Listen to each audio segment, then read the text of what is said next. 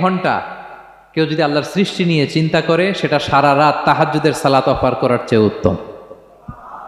আল্লাহ তাআলা বলেছেন, যারা আকাশ বাতাস পৃথিবীর সৃষ্টি নিয়ে চিন্তা করে এবং সর্ব অবস্থায় আল্লাহ তাআলার জিকির করে, ওয়াতাফাক্কারুনা ফি খালকিস সামাওয়াতি ওয়াল আরদ, এবং তারা তাফাক্কুর করে, ক্রিটিক্যাল থিংকিং করে, এবং তারা বলে, মা খালাকতা হাযা বাতিলা, হে আল্লাহ তুমি অনর্থক কিছু সৃষ্টি করো নাই। মনে রাখবেন, এই পৃথিবীতে আল্লাহ তাআলা অনর্থক কোনো কিছু সৃষ্টি করে নাই, করেছে? যেটাই সৃষ্টি করেছে এটা এর মধ্যে মানব কল্যাণ আছে না নাই? আল্লাহ তাআলা আমাদের জন্য কল্যাণ রেখেছেন। এবং এই আয়াত যখন নাজিল হল, বিষ্ণু ঈসা ইসলাম বললেন, ওয়াইলুন লিমান কারাআহা ওয়া লাম ইয়াতাফাক্কার ফিহা, ধ্বংস তাদের জন্য যারা এই আয়াত তেলাওয়াত করে কিন্তু এই আয়াত নিয়ে চিন্তা করে না, গবেষণা করে না।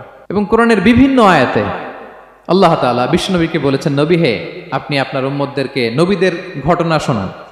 কোরআনের 3 ভাগের 1 ভাগ হচ্ছে ঘটনা। পুরো কোরআনের 3 ভাগের 1 ভাগ কি? ঘটনা, স্টোরি টেলিং। কারণ গল্প মানুষের মনে দাগ কাটে। আল্লাহ তাআলা বলেছেন, ফাকসুসিল কসাসা লাআল্লাহুম ইয়াতাফাক্কারুন, নবী হে আপনি তাদেরকে কিচ্ছা শোনান, ঘটনা শোনান, নবীদের কাহিনী শোনান, লাআল্লাহুম ইয়াতাফাক্কারুন, যাতে করে তারা ক্রিটিক্যাল থিংকিং করে। তারা লূত আলাইহিস সালামের কওমের ঘটনা যখন শুনে যে আল্লাহ তাআলা আপসাইড ডাউন করে দিয়েছিলেন, তারা যখন কওমে আদের ঘটনা শুনে, কওমে সামুদের ঘটনা শুনে, তারা যেন চিন্তাশীল হয়। এবং বিশ্বনবীর সাহাবী আবু দারদা রাদিয়াল্লাহু তাআলা আনহু, উনি বলতেন, তাফাক্কুরু সাআতিন খায়রুন মিন কিয়ামি লাইলা, 1 ঘন্টা কেউ যদি আল্লাহর সৃষ্টি নিয়ে চিন্তা করে, সেটা সারা রাত তাহাজ্জুদের সালাত অফার করার চেয়ে উত্তম।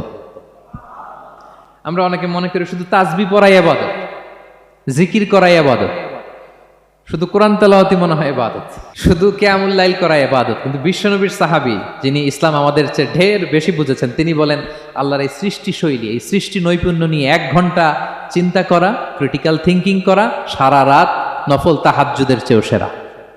এবার বলেন, আমাদের চিন্তা করার দরকার আছে না নাই? ব্রেনটা খাটাবেন তো? এই যে যারা কনভার্টেড মুসলিম হয়, এরা কিন্তু অনেক চিন্তা ফিকির করে, নিজের সাথে নিজে বোঝাপড়া করে, ক্রিটিক্যাল থিংকিং করে, তাদের অ্যানালজি কাজে লাগিয়ে, আল্লাহর দেয়া ব্রেনকে কাজে লাগিয়ে এরপরে শাহাদা পাঠ করে, এমনি এমনি না।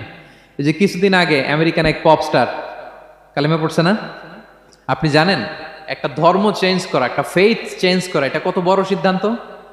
হ্যাঁ, বাপদাদার ধর্ম, বয়স 30-40, এতদিন যে ধর্ম মানলাম, এটাকে চেঞ্জ করে নতুন ধর্মে কনভার্ট হয়, এটা কত বড় সিদ্ধান্ত? Could you imagine that? It's not a joke.